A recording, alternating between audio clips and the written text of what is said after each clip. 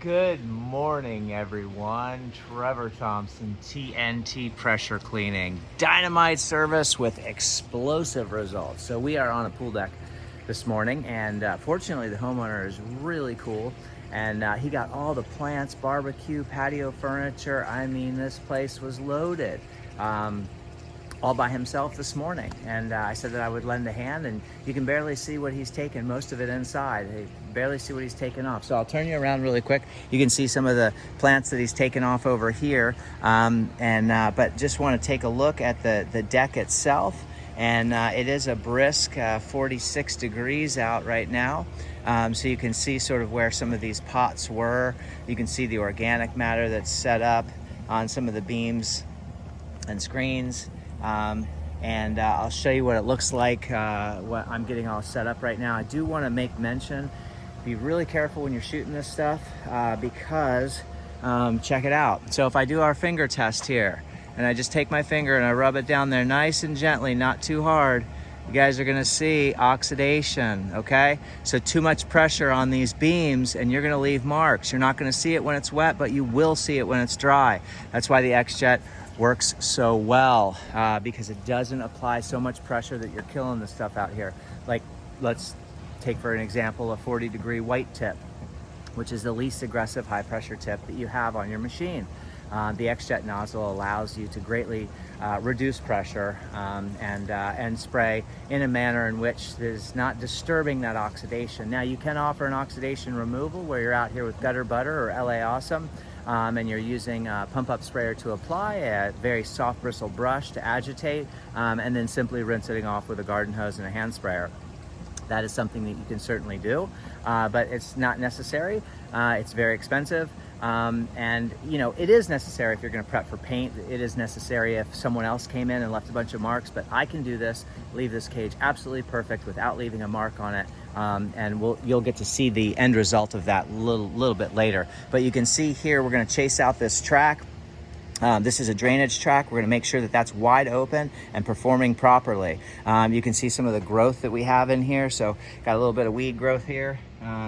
You know, so when you have a lot of plants and things like that on your deck, that's sort of par for the course. I'll turn you around really quickly. You can see some of the, you know, just as standard mold and mildew stains that are on the deck, and I'll show you more over there. You can't see because of the shadowing, but you can see the organic matter that's forming along the super gutter here. We did check the super gutter. We didn't get up on the roof, but we did check the super gutter. The downspouts are performing properly.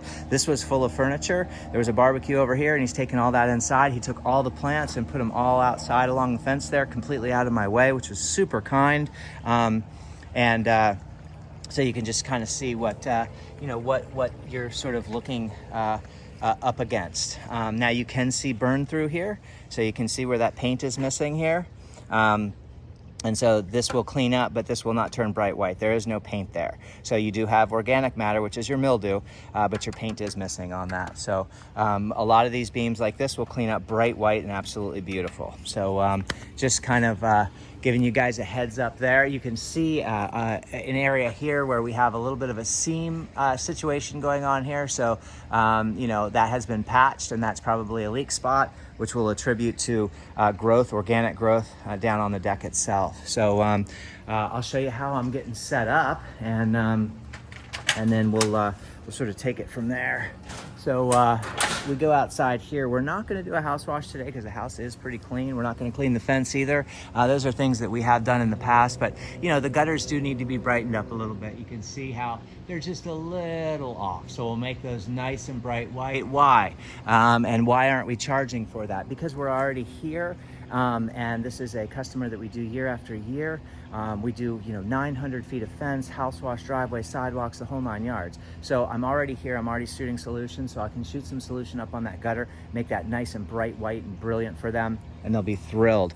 This is 3/8 poly braided. The ID on this is 3/8. This is a poly braided food grade siphon hose. So you guys can see there. That is the specs on that, and that's 100 feet. I have absolutely no problem siphoning even up in the air. Anything above 18 feet and you start to lose draw because of gravity. So I do use that. I don't go up on a roof with that hose. I use a 12-volt system to pump up my batch mix, my solution up there. We are using the DN10 with the reducer. And the reducer will be put on the end of that DN10. This is a Mossmatic swivel, so I highly suggest you guys getting one of these. This really helps out for a tangle-free existence. You see this Mossmatic swivel right here? This really helps out. That's the DN10 high pressure ball valve. Make sure you guys are getting the DN10. Really important. There's a lot of knockoffs out there, and you will find that they are just far inferior. So once again, here's the organic matter. The splines are in real good condition. I don't have a lot of bag and sag. I don't have any splines that are missing, so we're in good shape there. All kinds of things that we check for. We do want to make sure that we touch up all the bottoms here and make sure that the foundation of the pool deck looks really, really nice. So we're gonna get everything wet first, then we're gonna lay a blanket of solution and work in sections. And that way we don't allow any of our solution to dry on the screens. We wanna make sure we're thoroughly rinsing those down, and then we'll go inside and do very much the same thing. So if I turn you around, you can kind of see some of the areas that are a little bit heavier. So you can really sort of see what that looks like there. Now that will be bright white when we're finished. This is the 55-gallon SH drum. It's on a 900 rated, it's 900 pound rated hand truck, aluminum hand truck. That way it doesn't rust out on me. They do, aluminum will break down over time, but I've had stainless, steel that just, the SH eats those things up. And you may not think you're gonna get a whole lot of SH on these things, but you will. Little drips here and there. I don't use inflatable tires, because these tires, yes, are much harder to get through the grass, but we don't have any problems. So I never come to the rig in the morning and have a flat tire. So I really like those a lot better than the inflatables. I like the way the inflatable rides through the grass, and I do have that on my hand cart. You do have to pressurize them and things like that. With these, they're just the way they are. You can easily replace them, yada, yada, yada. So we've run about 150 feet of hose, and that'll get us around this pool enclosure this morning, and we'll be in and out of here in just a couple of hours. And then I also am going to do, normally this whole thing has to be replaced. And so I've got a guy who's going to be working on that really soon. Normally I do clean the fence up, but there's no use charging somebody for something that has to be replaced. That's just not good business ethics. So if you look at the bottom of the house is really clean. The gutters are clean, flashing's clean, soffits are clean. But the bottom of the house, you can see some organic matter from the irrigation system. So we want to touch that up. You can do that with a hand pump sprayer and a hot mix. We're also going to come in here and knock all of the mold and mildew off of your planter trims. So we're going to get all this nice and cleaned up for them. And there's a few of these around the property. There's one that's right here. This runs all the way through to here.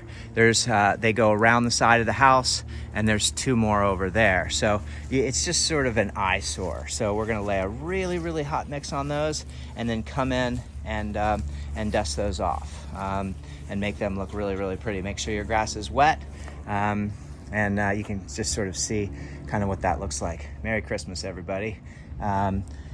So, I did take a look at the house. The house is relatively clean, except for some spider webs and stuff up there. So I don't see that it's necessary to do a house wash at this stage of the game, but we are going to continue on with the planter trims that are around here and around here, and that's going to be the bulk of the work for today. So basically a pool enclosure and cleaning up some planter trims, and then some little touch-up areas here and there.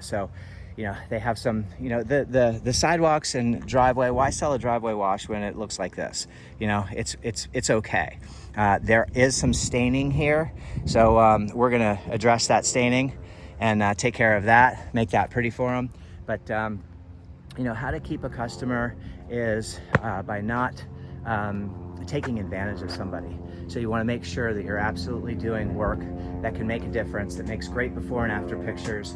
And there's nothing wrong with maintaining. So, in other words, I clean my house every couple of years, and oftentimes it doesn't even need it. But the soffits are really important to be cleaned, and so therefore it is not only a more healthy environment, it's aesthetically pleasing to the eye, and sometimes especially with my house, because I own a pressure cleaning company, it's so clean you can barely tell the difference, but it really you know, makes the paint pop. It's really vibrant.